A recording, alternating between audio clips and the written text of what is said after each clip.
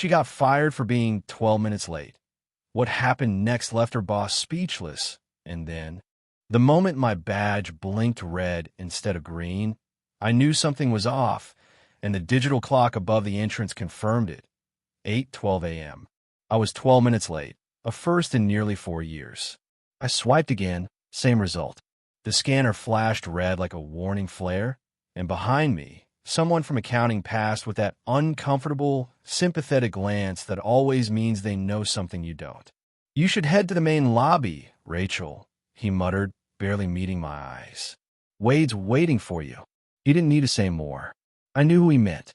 Wade, the man who called me his right hand 1 month, and then iced me out the next. I walked through the glass corridor toward the lobby, each step heavier than the last, a pressure building in my chest. Not from fear, but from disbelief. Not from shame, but something sharper, meaner, like betrayal just beginning to boil. I'm Rachel, 42, mother to a 7-year-old daughter named Sadie. I've spent the last 4 years at Stonebridge Tech as Senior Director of Logistics, averaging 70-hour weeks, skipping school plays, missing dentist appointments, and pulling all-nighters on projects no one else could clean up. When a server outage in the Gulf Division nearly took out our Q3 deliverables last year, I stayed awake for 39 hours straight, managing recovery from my laptop in a hospital room while Sadie was on 4 antibiotics. Not once did I ask for credit. Not once did I complain. I just kept moving because I thought that's what loyalty meant until this moment. Wade spotted me the second I stepped off the elevator. "My office," he said, already walking ahead. No hello, no good morning, not even a glance at the cup of coffee I still hadn't sipped. The silence in the hallway behind us was loud. People were watching. Everyone felt it. Something was wrong. Inside the conference room, Wade closed the door with unnecessary force, turned to face me, arms crossed, that condescending calm pasted across his face like always. "You were late today," he said flatly, like it was some damning verdict. 12 minutes. I nodded, already explaining. Sadie was sick last night. I was up every hour checking her fever. I left the house as soon as I could.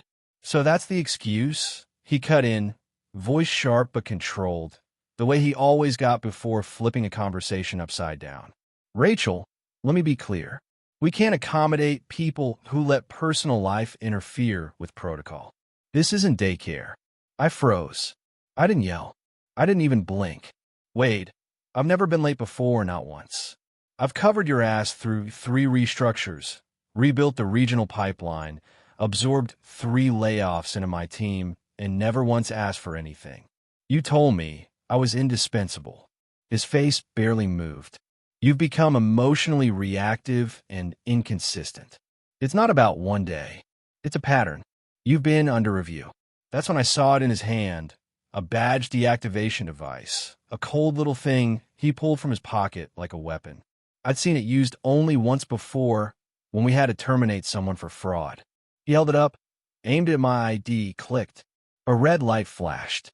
"You're done here," he said, his eyes locked on mine like he expected tears or screams. But I didn't flinch. I stood straighter, nodded once, and said, "Understood." No breakdown, no begging, just a silence heavy enough to crush the air between us. Security was already in the hallway. One of them avoided eye contact as they followed me back to my desk. I took only what mattered: a photo of Sadie at the beach last summer, my project notebooks, and a dying succulent I'd somehow kept alive longer than most of our directors. As I walked out, heads turned. No one said anything, but I felt it, the disbelief, the unease. Some of them knew exactly what this was. Wade hadn't fired me over 12 minutes. He had waited for a crack and pounced. Outside, the spring wind bit into my cheeks, and the weight of it all finally sank in. Not sadness, not regret, just the ugly realization that I had been discarded like bad inventory. After 4 years, after giving everything. When I got home, Sadie was curled on the couch under a thick fleece blanket, cheeks still warm but no longer burning. "You're home early," she mumbled, eyes on the cartoon still playing. "Yeah," I said, managing a small smile. I get to spend the whole day with you. Later, after she'd fallen asleep mid-episode, I sat on the edge of the couch, staring at the photo I'd brought home, now resting on the coffee table like a quiet accusation. My phone buzzed.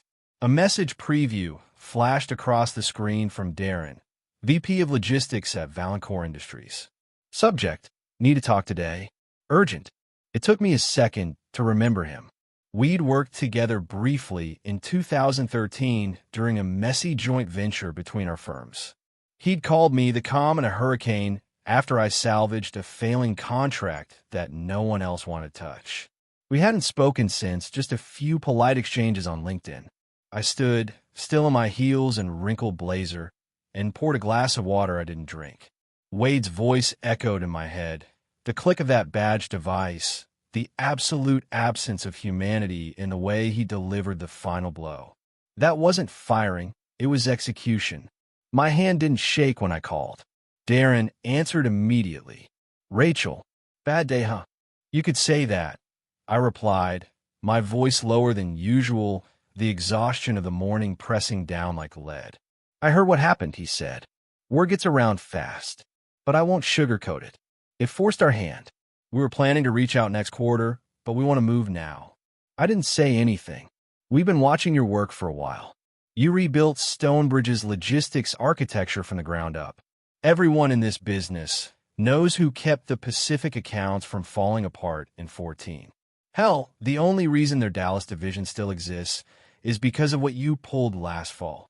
Hearing it all lined up like that, like exhibits in a trial, hit harder than I expected. Not because it wasn't true, but because no one at Stonebridge had ever said it out loud. We want to bring you in, he said.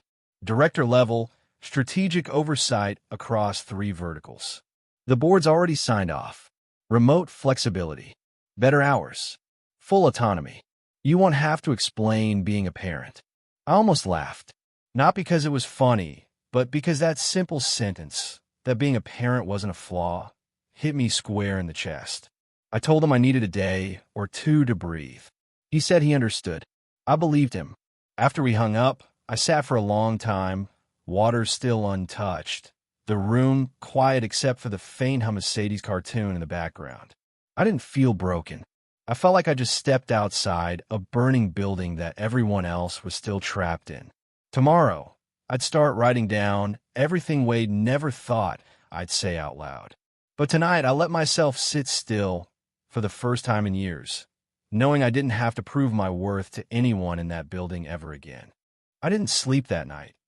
Not because I was upset, but because for the first time in years, my mind wasn't trapped in a cycle of crisis management and deliverables.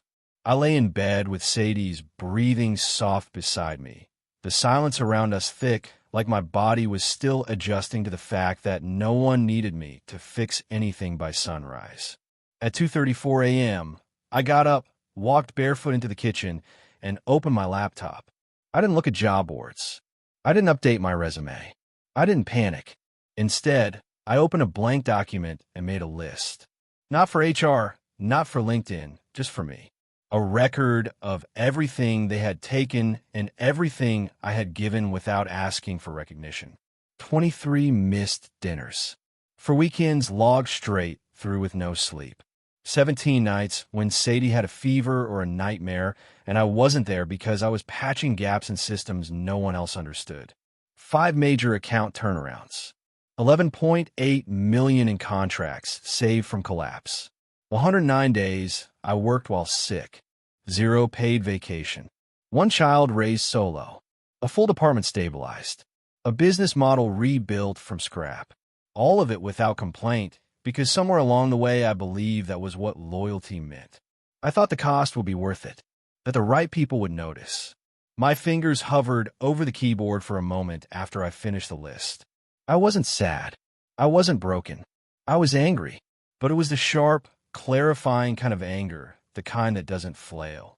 It focuses. It builds. It waits. By mid-morning, the texts had already begun.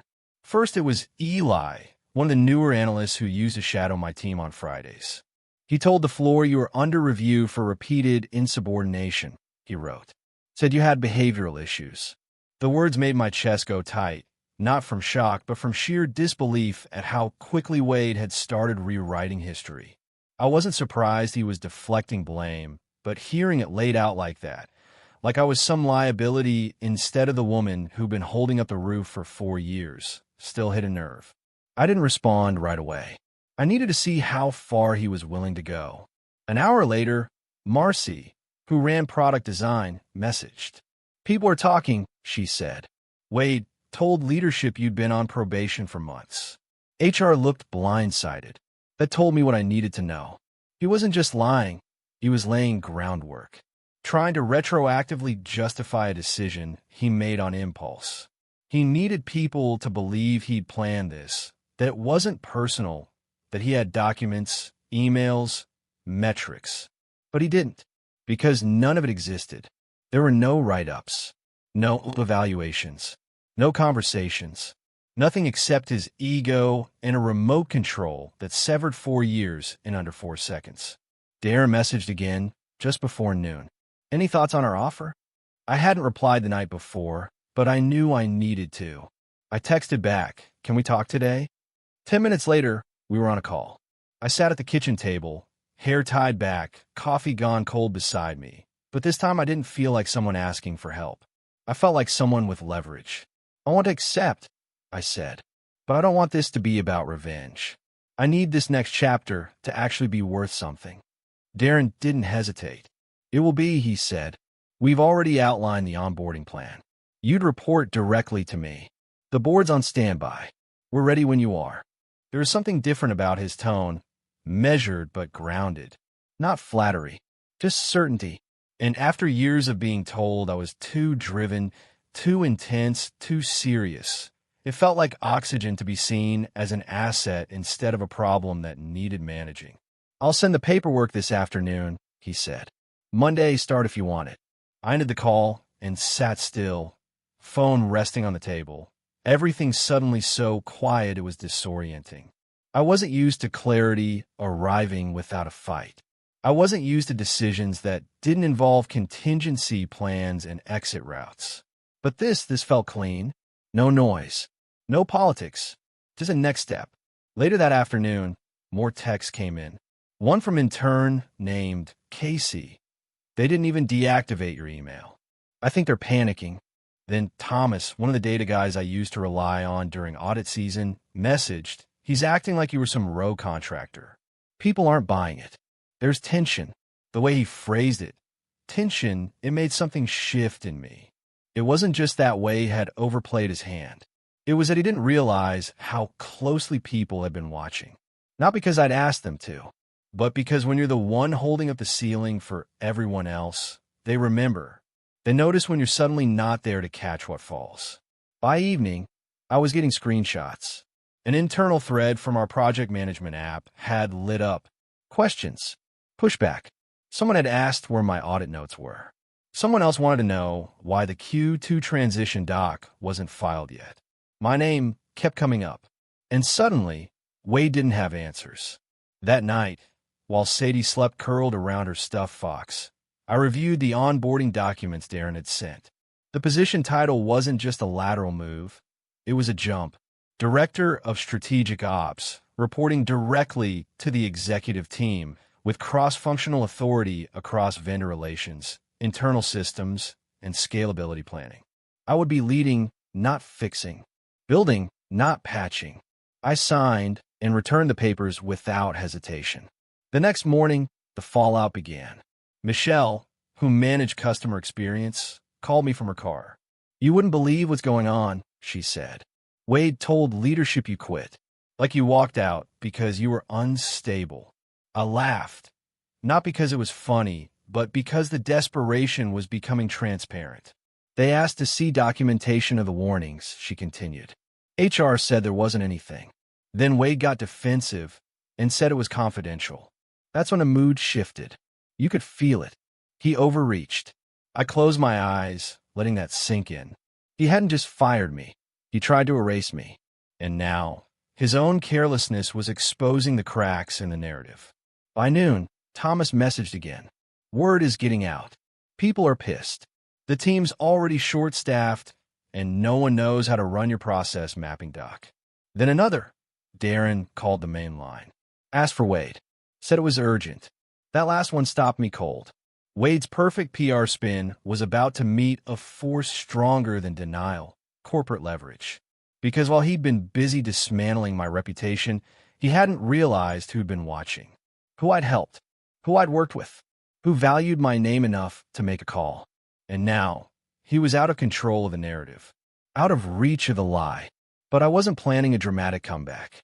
I wasn't plotting vengeance. Because revenge, real revenge, doesn't come from anger. It comes from letting your absence speak louder than your defense.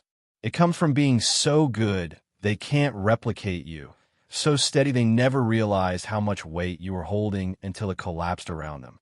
And that collapse, it had already started. I arrived at Valancourt on Monday morning without a trace of the dread I used to feel every time I stepped in a Stonebridge. The difference was immediate. The lobby was filled with natural light, not gray panels. The receptionist greeted me by name, handed me a welcome badge already printed, and a handwritten note from Darren was tucked inside a small folder on the desk. We're glad you're here. Let's build something great. I didn't realize until I read those words that my shoulders were actually starting to relax for the first time in what felt like years. My desk wasn't a gray half-cube hidden in the back corner of a maze.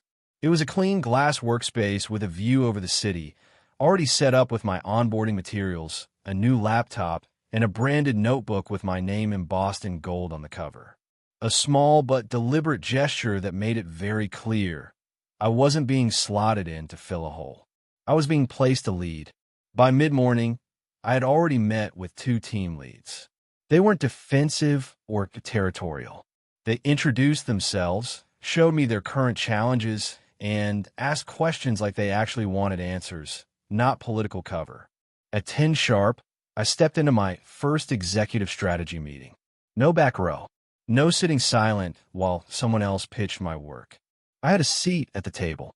The chief of people, smiled at me from across the room and said, Rachel, let's start with your thoughts on the vendor rotation plan. I opened my notes, laid out a preliminary strategy I'd written the night before, streamlining our top-tier vendor evaluation process using real-time data instead of static quarterly audits. I'd modeled a 15% efficiency gain and a projected $3 million in annual savings. The room went still for a beat, not because they were skeptical, but because they were listening. Then heads nodded. Questions followed, real ones, sharp and detailed. Darren leaned back in his chair and said, This is exactly why we brought you in. And just like that, I stopped holding my breath. Meanwhile, the silence I had left behind at Stonebridge was quickly unraveling. Michelle texted during my lunch break. 3 resignations today, procurement, logistics, and IT. All said the same thing. You were the reason they stayed. I stared at the message, not because I was surprised, but because I hadn't realized how close things were to breaking before I left. I've been so focused on keeping things from collapsing that I hadn't noticed how many people had been depending on that structure. Thomas called that evening. Wade's been quiet. Too quiet.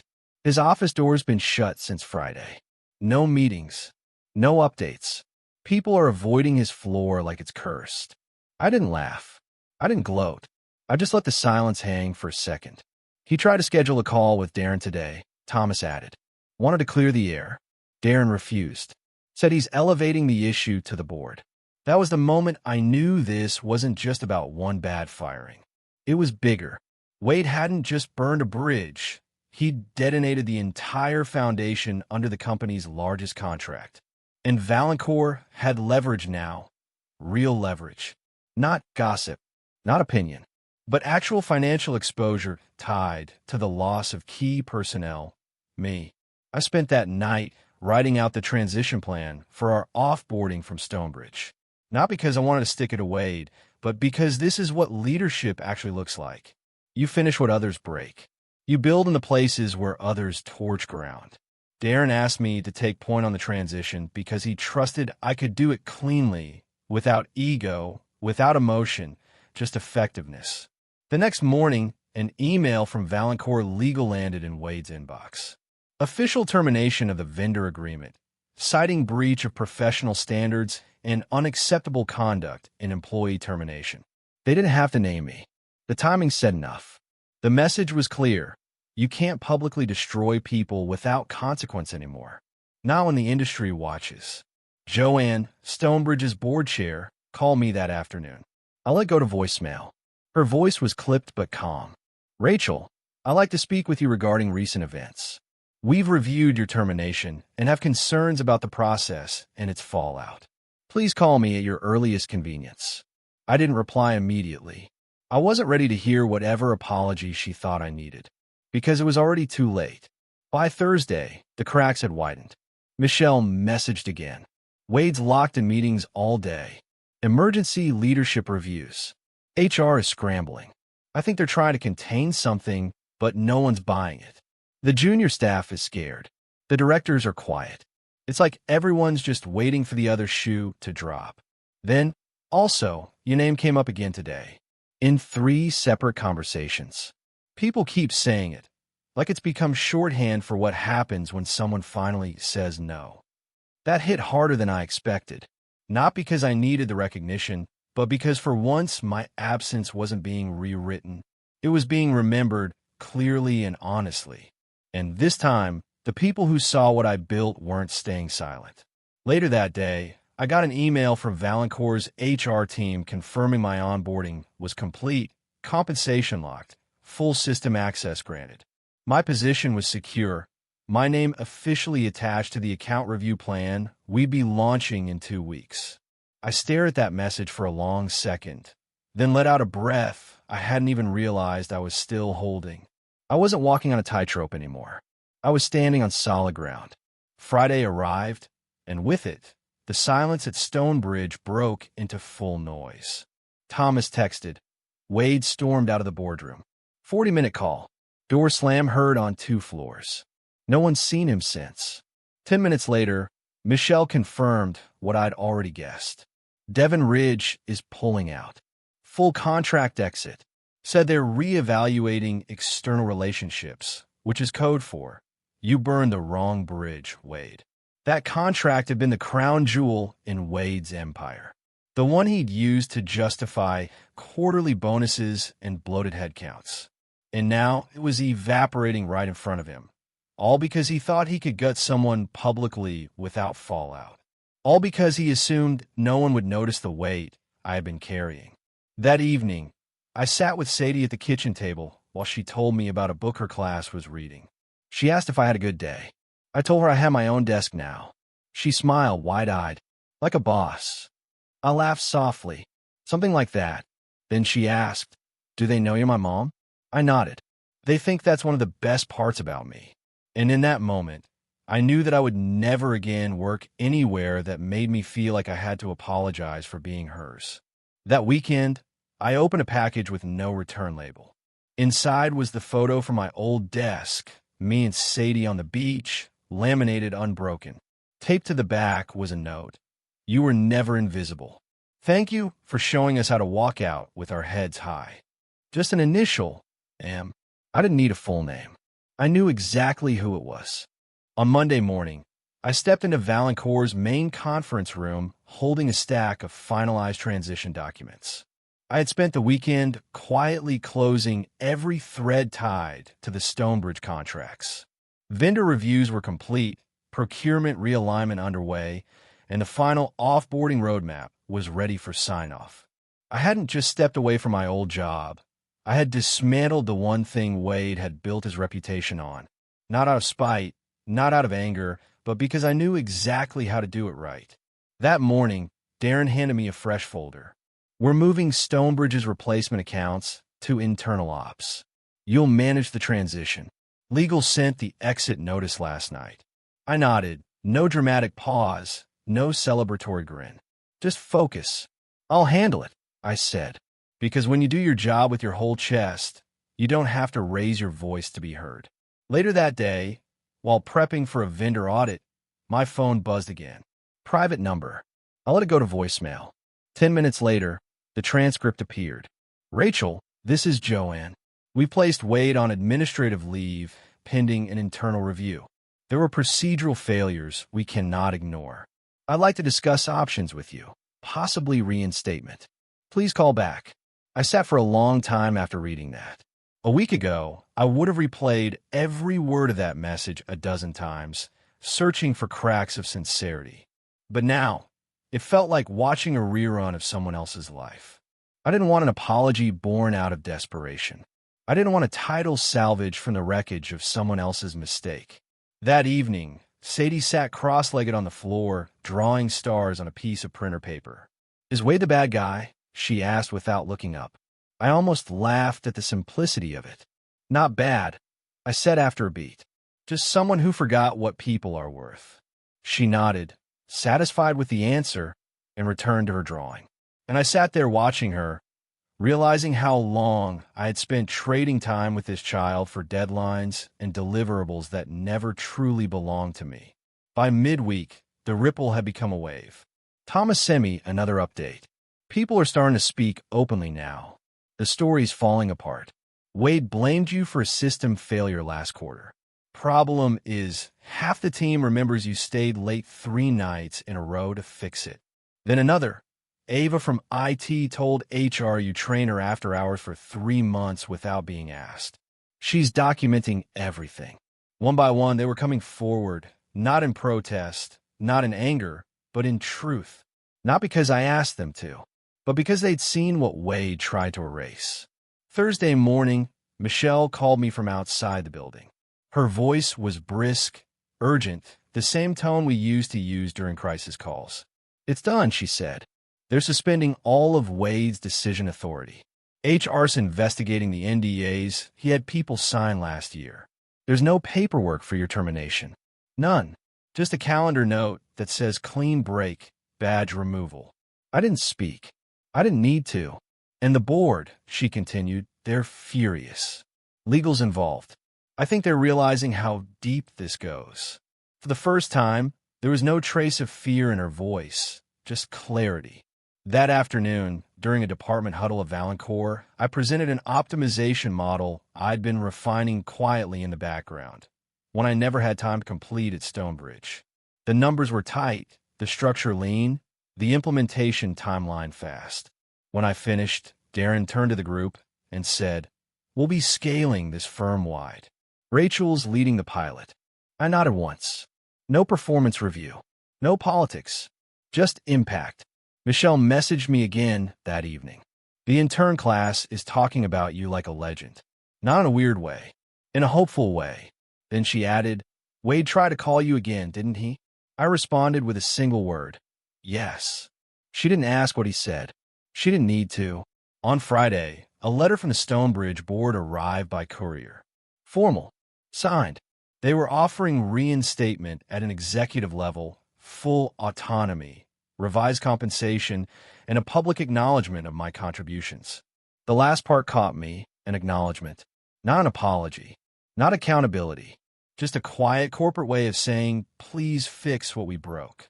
I folded the letter neatly and placed it in a drawer. I already had everything they were offering, except I had it where it actually mattered.